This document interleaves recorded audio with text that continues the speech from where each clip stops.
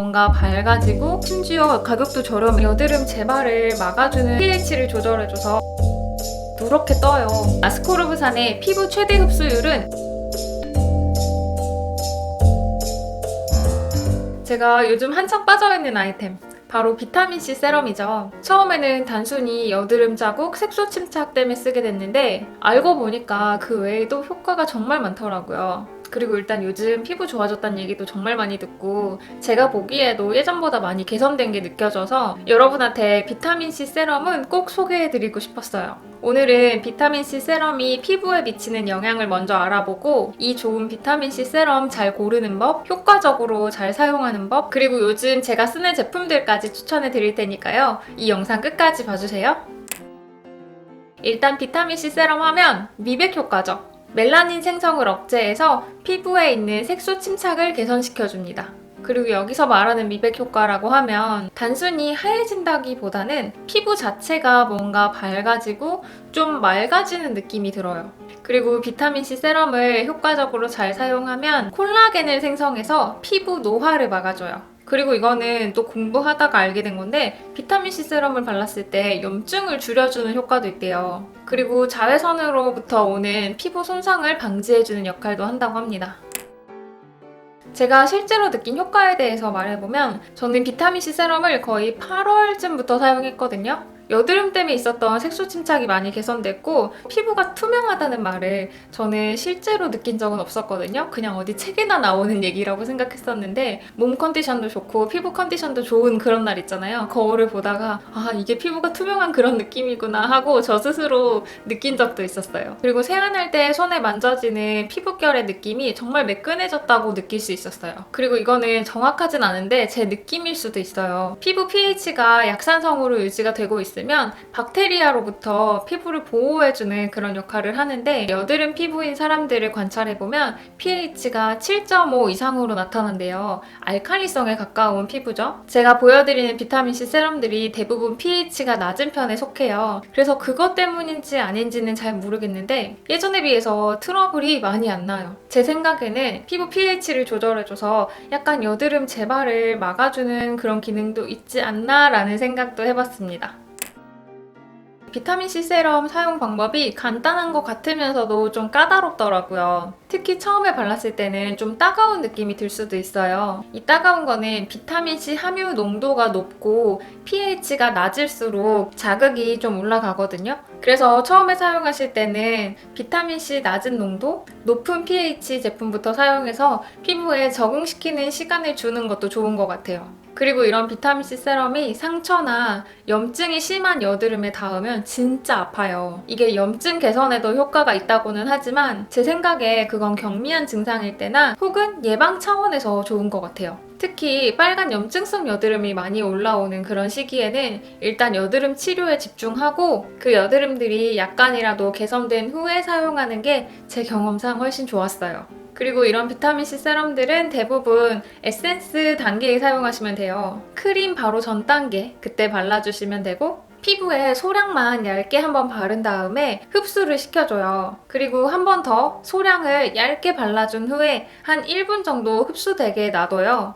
그리고 그렇게 흡수시킨 다음에 크림을 발라주시는 게 좋아요. 그리고 제가 얇게 바르라 그랬잖아요. 이게 양 조절을 못하면 피부가 누렇게 떠요. 그래서 살짝 심슨 같은 색깔이 되니까 조심하셔야 돼요. 그리고 각질 제거 성분이랑 같이 사용하면 자극이 너무 심하니까 같이 사용하시면 안 되고 그리고 이건 되게 의외의 사실인데 비타민C 세럼에 포함된 항산화 성분은 낮 동안에 피부 노화의 원인이 되는 활성화산소로부터 쉴드 역할을 해주기 때문에 낮에 발라야 더 효과적이라고 해요. 보통 비타민C 세럼은 밤에만 쓰는 거라고 알고 있었잖아요. 저도 그렇게 알고 있어서 항상 밤에만 썼었는데 이걸 알게 된 후에는 낮에도 사용을 합니다. 근데 이렇게 자외선으로부터의 보호 기능이 있다고 비타민C만 발라서는 안 돼요. 낮에 사용하실 때는 꼭 자외선 차단제랑 함께 사용해야 된다는 거 참고하시고요.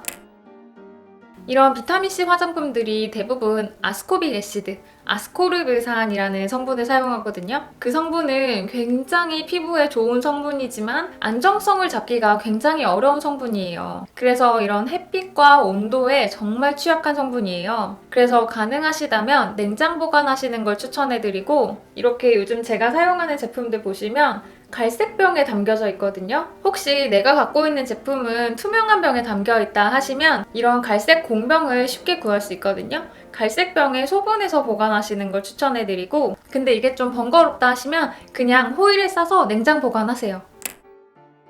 그리고 아스코르브산이 들어간 비타민C 세럼들은 변색이 있을 수밖에 없어요. 처음 샀을 때는 이 정도로 투명에 가까운 노란색이에요. 근데 사용하다 보면 약간 색깔이 진해지죠? 이 정도 색깔까지는 완전 괜찮아요. 근데 이제 여기서 더 사용하다 보면 색깔이 이렇게 진해지고 나중에는 이렇게 주황색에 가까운 색깔이 되거든요. 이 정도 색깔까지 됐을 때는 절대 피부에 바르시면 안 돼요. 물론 화장품 병에 유통기한이 다 써있긴 하지만 비타민C 세럼은 이렇게 색깔로 보시는 게 더 좋아요.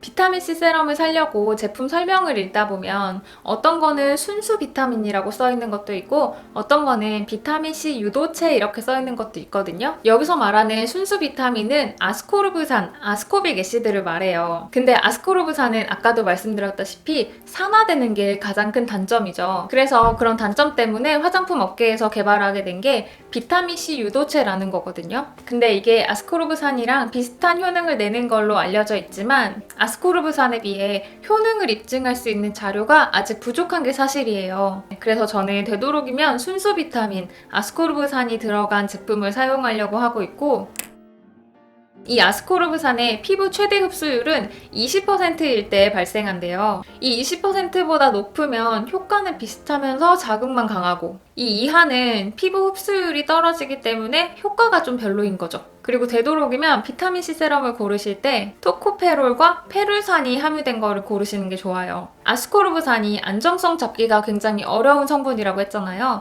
근데 얘가 토코페롤, 페룰산이랑 만나면 안정성이 높아지고 효능도 8배나 높아진다는 임상 연구가 있어요. 그리고 아스코르브산은 굉장히 pH 의존적인 성분이에요. 그래서 제품을 고르실 때 pH도 같이 보시는 게 좋은데 아스코르브산은 사실 pH 3.5 이하에서 안정적이에요. 근데 pH가 너무 낮으면 피부에 자극이 될 수 있기 때문에 pH 3.0에서 3.5가 가장 효과적인 구간이라고 할 수 있어요. 이제 제품을 좀 보여드리려고 하는데 제가 앞에서 말씀드린 조건을 다 충족하는 제품이 있어요. 바로 스킨스티컬즈라는 브랜드 제품인데 그거는 너무 비싸가지고 저도 한 번도 못 써봤거든요. 나중에 돈 많이 벌면 언젠가 그것도 한번 써보려고요. 아스코르브산이 15% 들어있고 pH 2.5에서 3.0 이 정도의 제품이고 토코페롤과 페룰산을 모두 함유하고 있는 제품입니다. 이 아스코르브산 함유량과 토코페롤, 페룰산, 그리고 이 pH 농도까지 스킨스티컬즈에서 이 배합에 대한 특허를 가지고 있대요. 그래서 완벽하게 이것과 똑같은 제품을 찾긴 어려워요. 근데 그건 너무 비싸서 못 써보니까 하나씩 보여드릴 건데 장단점이 다 있어요. 그거를 비교해서 참고해 주시면 좋을 것 같아요. 첫 번째, 매드이피 비타민C 세럼이에요. 얘는 아스코빅 애시드는 아니고 소듐 아스코빌 포스테이트라는 비타민C 유도체가 10% 들어간 제품이고 pH 8.0 정도, pH가 살짝 높은 편이라서 자극이 적어요. 점도도 살짝 있고 그래서 비타민C 세럼을 처음 써보고 싶은 초심자들이 사용하기 딱 좋은 제품이고 민감한 피부에도 사용할 수 있게 개발된 제품이에요. 저도 처음에 이 제품으로 비타민C 세럼을 시작했거든요. 요즘도 피부가 좀 민감해진 것 같을 때는 이 제품을 사용합니다. 여기도 역시 페롤릭 애시드와 토코페롤 모두 들어간 제품이에요. 그리고 두 번째 보여드릴 제품은 바이위시 트렌드 퓨어 비타민C 15% 위드 페롤릭 애시드라는 제품이에요. 이 이름에서 보시다시피 페롤릭 애시드 들어가 있고 토코페롤도 들어가 있습니다. 그리고 여기는 아스코르브산 순수 비타민 15% 들어가 있고 pH 4.0이에요. 아까 매드히피 제품보다 점성이 약하고 오일감이 살짝 느껴져요. 그리고 아주 약간의 보습감이 남아서 저는 낮에 사용하기 좋더라고요. 근데 여기에는 진짜 원료 그대로의 향이 납니다. 그래서 얼굴에 바르고 나면 약간 녹슨 철에서 나는 냄새가 얼굴에서 느껴질 때도 있어요.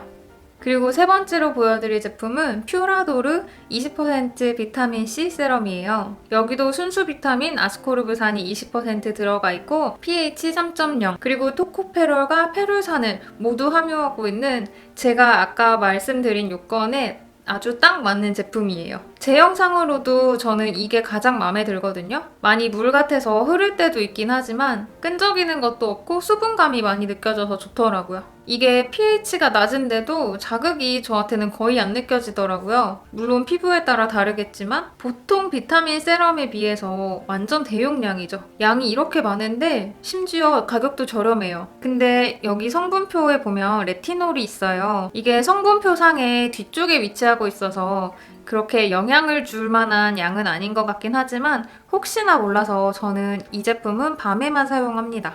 자, 오늘 이렇게 제가 정말 요즘 애정하는 비타민C 세럼에 대한 얘기를 해봤는데요.